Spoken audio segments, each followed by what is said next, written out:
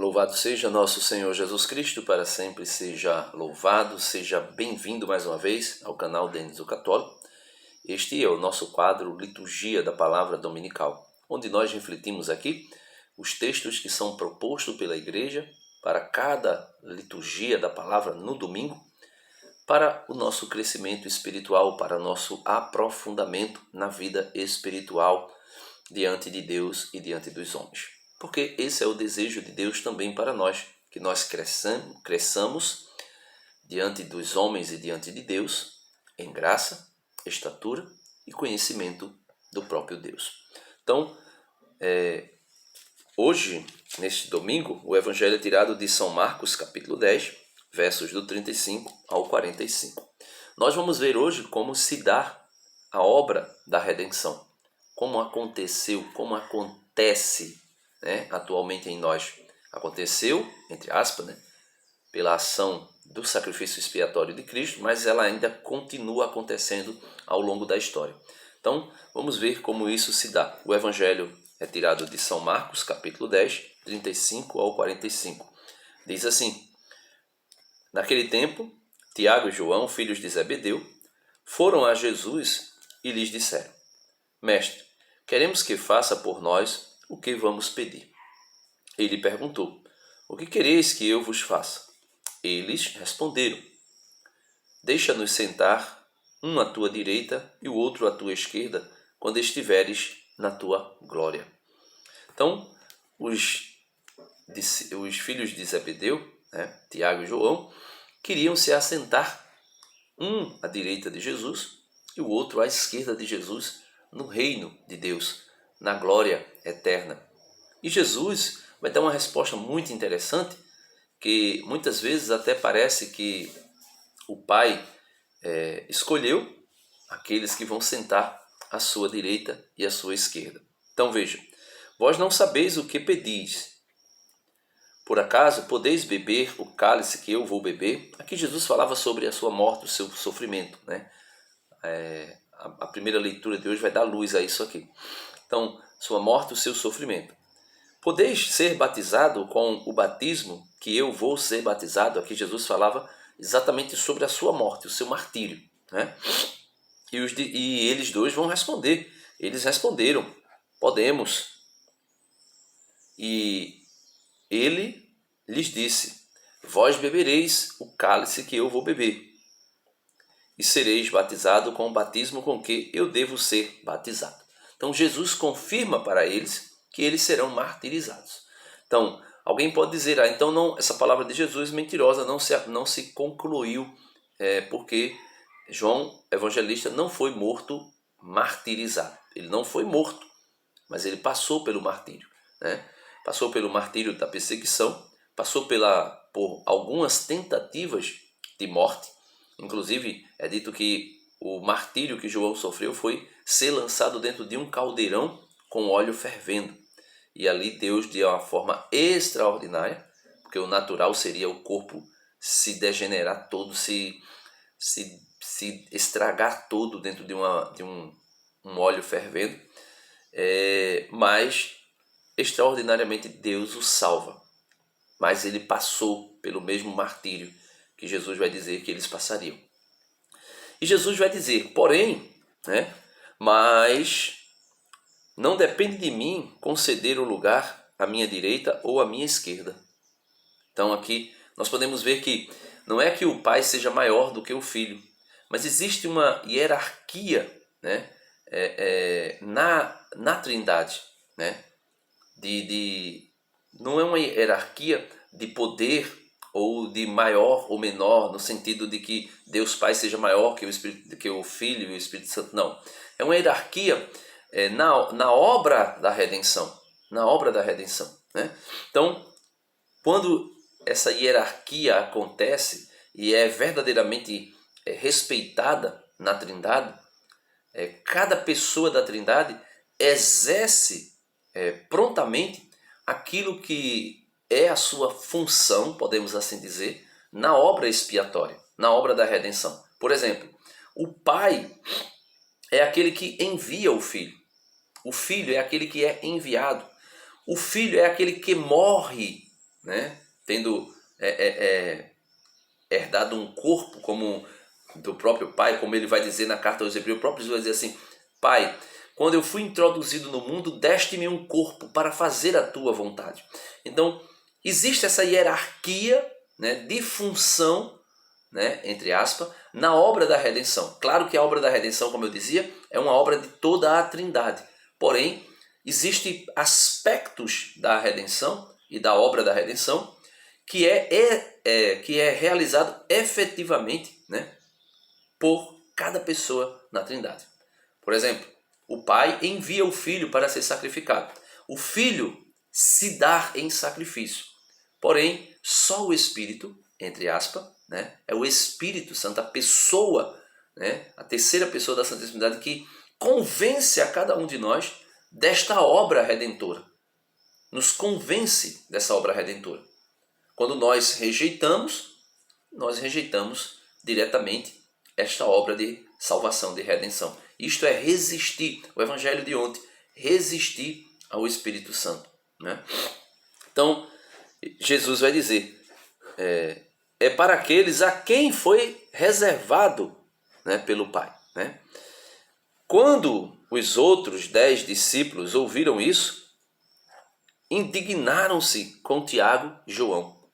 Indignados. Por quê? Porque Tiago e João queriam os primeiros lugares. Os outros ficaram indignados porque eles queriam os primeiros lugares? Não, porque eles também queriam esses primeiros lugares.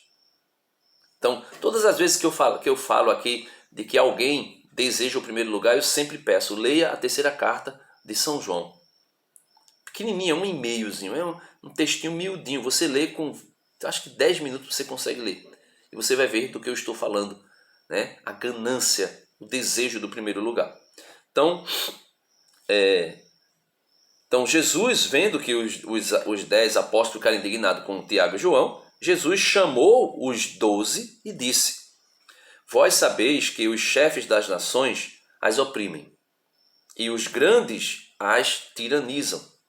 Mas entre vós não deve ser assim. Quem quiser ser grande, seja o vosso servo. E quem quiser ser o primeiro, seja o escravo de todos.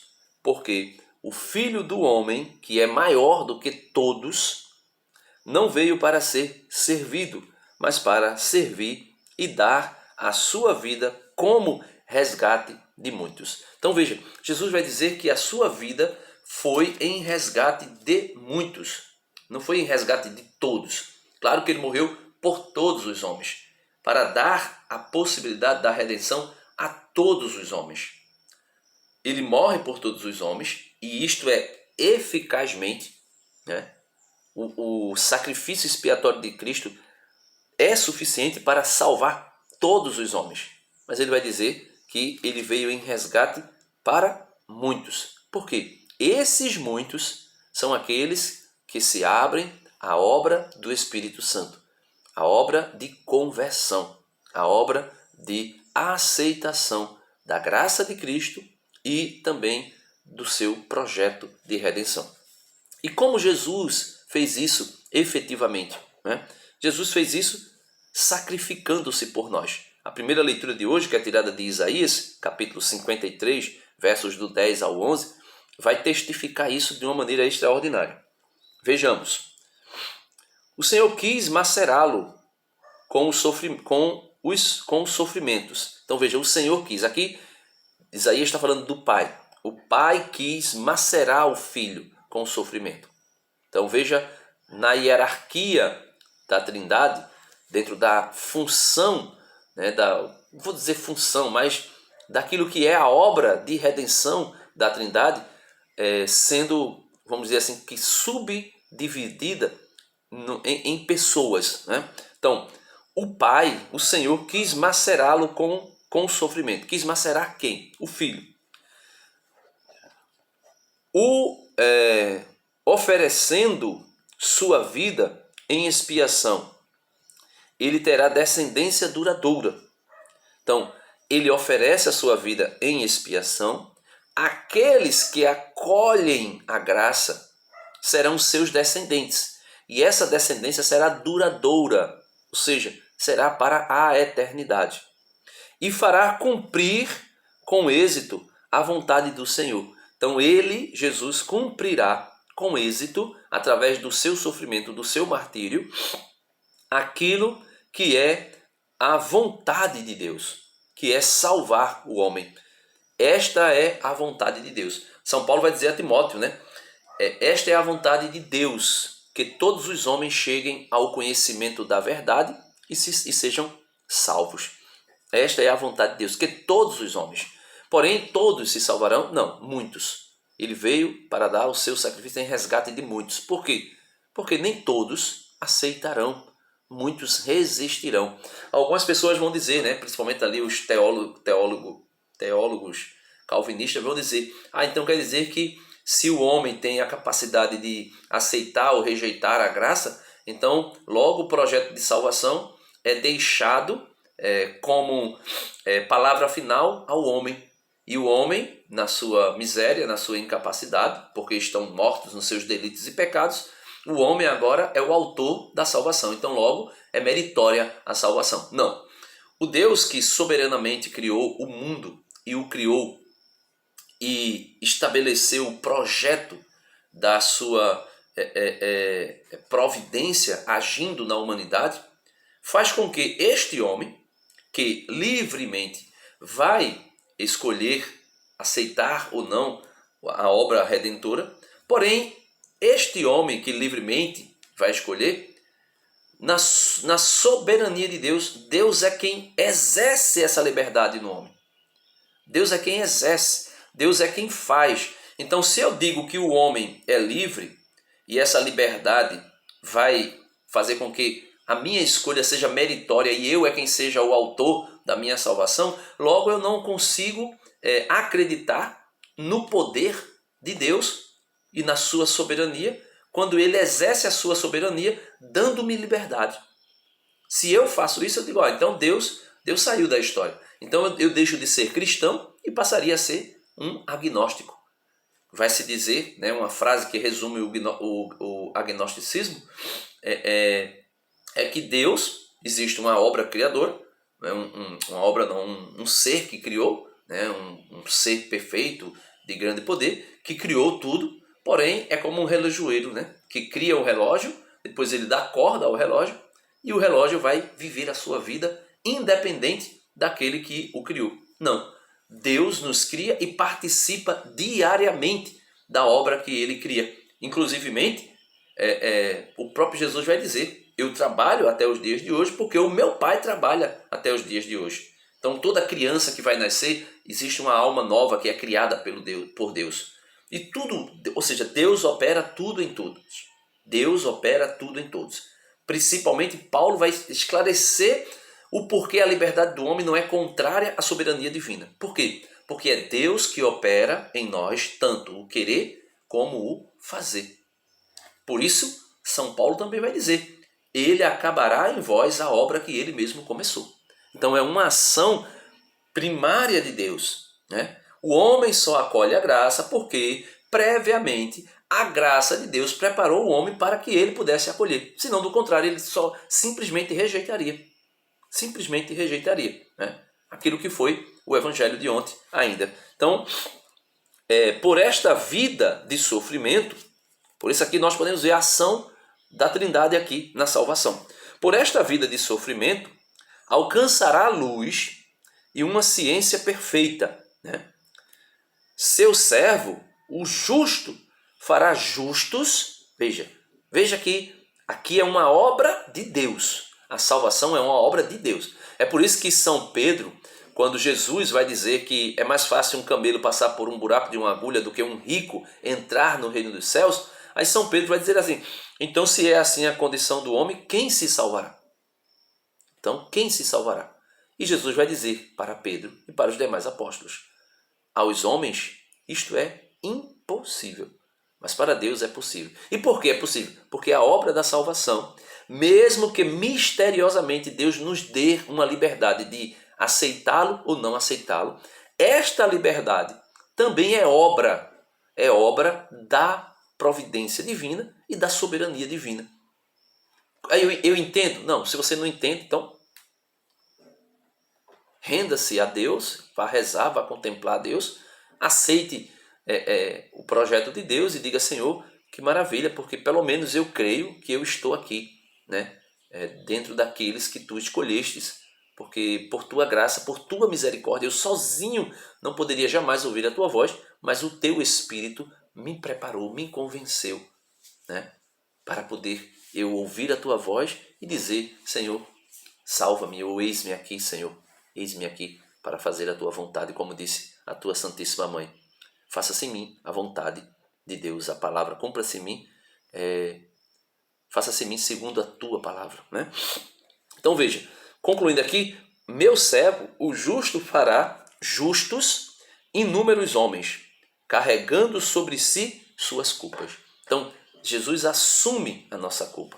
Então ele, o justo, o justíssimo, fará com que os injustos se tornem justos. Como? Tomando sobre ele as nossas dores, os nossos pecados, as nossas enfermidades, né? E a carta aos Hebreus, o finalzinho do capítulo 4, vai falar o seguinte, 4 do 14 ao 16. O autor diz: Irmãos, temos um sumo sacerdote eminente que entrou no céu, Jesus, o Filho de Deus. Por isso, permaneçamos firmes na fé que professamos. Então aqui está o que eu sempre digo aos católicos: permaneçam firmes na fé que vocês professam. Não entrem nessa ideologia revolucionária protestante de dizer que cada um lê a Bíblia e interpreta a Bíblia segundo a sua maneira, e lendo e interpretando a Bíblia segundo a sua maneira, vão fazer a vontade de Deus, e depois a gente vê aí a divergência de ideias, de doutrinas, de pensamento no meio protestante, e todo mundo está dizendo que está fazendo a vontade de Deus, como se Deus, né, como se a trindade inteira, Deus que me perdoe a palavra que eu vou usar, mas não é blasfemando, é só para dar um exemplo, como se a trindade inteira fosse esquizofrênica, que dissesse uma coisa a um, e depois, amanhã ou depois, ou quem sabe até hoje mesmo, dissesse outra coisa totalmente oposta a outra pessoa, né? E quando eles vão dizer sola escritura, nós sabemos que não há um sola escritura. Na verdade, existe sim a interpretação segundo a ideologia teológica que cada um tem. Calvino tinha uma ideologia teológica, a soberania de Deus, né? A predestinação, a expiação limitada, ou seja, é uma teologia, é uma tradição humana, né, de Calvino, e que passa a todos os seus seguidores, aí os presbiterianos, né, alguns batistas que vão acreditar na teologia de Calvino. Depois vem a teologia de Jacó Armínio, né, falar sobre a perca da salvação, expiação ilimitada, ou seja, eu não vou lembrar agora, mas existe uma mentalidade. E também temos aí a mentalidade do pai do protestantismo, Lutero, ou seja, uma tradição própria do próprio Lutero, de como interpretar as escrituras, de como... Ou seja, essa questão de sola escritura é mentira. Eles vão dizer que é sola escritura no sentido de dizer que nós pegamos as escrituras, nós lemos, porém, nós somos assistidos, né, assistidos pela mentalidade daquele autor, né, protestante, lá da Reforma, como por exemplo Henrique VIII teve uma mentalidade sobre a igreja, principalmente sobre o sacramento do matrimônio. Lutero teve uma, Calvino teve uma, Zwingli teve uma, né, o Jacó Armínio teve outra. Então, os protestantes, dependendo da linha e da igreja que eles vivem a fé, eles não vão viver somente da Escritura. Eles vão viver da tradição teológica dos seus pais, né, dos seus reformadores. E isso é óbvio, isso é nítido, né? Então, por isso eu digo, permaneçam na fé católica, porque senão vai se perder no relativismo doutrinário no meio protestante. Continuando aqui, a segunda leitura, no versículo 15, vai dizer: com efeito, temos um sumo sacerdote capaz de se compadecer de nossas fraquezas. Jesus é o sumo e eterno sacerdote. O único sacerdote na Igreja Católica é Jesus. O único sumo e eterno sacerdote. O diácono, né, no primeiro grau da ordem, o presbítero e o episcopo, o bispo, eles são, com exceção do diácono, que só recebe o primeiro grau da ordem, mas o presbítero e o bispo, eles são sacerdotes, mas sacerdotes ministeriais, ordenados, para exercer o sacerdócio de Cristo na igreja. Eles não são mais uma classe de sacerdote. Eles são sacerdotes em Cristo, no sacerdócio de Cristo. Participam do sacerdócio de Cristo de forma ministerial. Foram ministros ordenados para isso, né? São ministros ordenados. Nós participamos do sacerdócio de Cristo vamos dizer assim, que na questão do sacerdócio régio, né? E ele conclui dizendo: com efeito, temos um sumo sacerdote capaz de se compadecer de nossas fraquezas, pois ele mesmo, Cristo, foi provado em tudo, como nós. Ou seja, quando ele se encarna, ele participa de toda a fragilidade da natureza humana corrompida pelo pecado. Porém, ele não herda o pecado, né? Jesus não herda o pecado. Jesus aí ele vai dizer, com exceção do pecado, né? Por quê? Porque ele é igual ao homem em tudo, menos no pecado. Menos no pecado. Mas ele participa no seu corpo daquilo que é a natureza a natureza humana depois da queda, né? Então, o corpo de Cristo estava sujeito à morte, né? O homem não estaria sujeito à morte previamente antes do pecado original, né? O cansaço, né? Pelo menos a agonia do cansaço, o sofrimento, a angústia, a dor, essas coisas não tinha, né?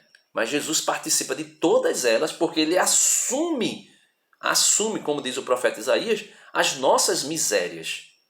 E tudo isso recai sobre ele. Tanto é que no Getsêmani Jesus chega a suar sangue. Jesus chega a pedir ao Pai que afaste dele o cálice, né? Jesus está dizendo aqui, vocês por acaso podem beber o cálice que eu vou beber? Ele diz, vocês podem beber o cálice que eu vou beber, mas ele pediu, afasta de mim esse cálice. Na fragilidade da sua natureza humana. Porém, a natureza divina, não subjugando a natureza humana, mas em plena comunhão com ela e a orientando, né? Jesus vai dizer, não que seja feita a minha vontade, mas a tua vontade. E aqui Jesus continua, aproximemo-nos, né, o autor sagrado vai dizer, né? Aproximemo-nos então com toda a confiança do trono da graça. Ou seja, nos aproximemos de Cristo com confiança, sem medo mesmo. Eu sou pecador. Sim, você é pecador. Reconheça a sua miséria, se aproxime de Jesus e diga, Senhor, eu sou pecador. Eu sou pecador. Se for possível, diga como Pedro, Senhor, aparta-te de mim, porque eu sou pecador miserável. Mas tenha também a ousadia, a coragem de reconhecer o seu pecado e dizer como aquele bom ladrão na cruz, Senhor, lembra-te de mim quando tu entrares no teu reino, né? Aproximemo-nos então com toda a confiança do trono da graça para conseguirmos misericórdia e alcançarmos a graça de um auxílio no momento oportuno. Então, nós precisamos pedir a Deus esta graça, veja, pedir a graça de nos lançarmos confiantemente diante dele. Por quê? Porque não é possível para os homens a salvação. A salvação é possível para Deus. Aos homens nada é possível. Porém, o anjo Gabriel disse a Maria em Lucas 1,37, porque para Deus tudo é possível. Então nos aproximemos da graça confiantemente, porque temos um sumo e eterno sacerdote diante do Pai, que intercede por nós todos os dias. Que Deus nos ajude, que Deus nos conceda a graça verdadeira e genuína de sermos humildes ao ponto de dizermos a Ele, Senhor, eis-me aqui, faça-se em mim segundo a tua vontade. Amém. Deus abençoe você. Até o próximo vídeo, se Deus quiser. Dá uma curtida no vídeo, ajuda aí o canal, compartilha, se inscreve. Se você quiser ajudar também o nosso canal de alguma forma financeira, no finalzinho do vídeo aí, dá uma olhadinha na descrição. Né? A descrição do vídeo aí tem como você me ajudar. Eu não estou recebendo nada aqui do YouTube, nosso canal é desmonetizado. Deus abençoe.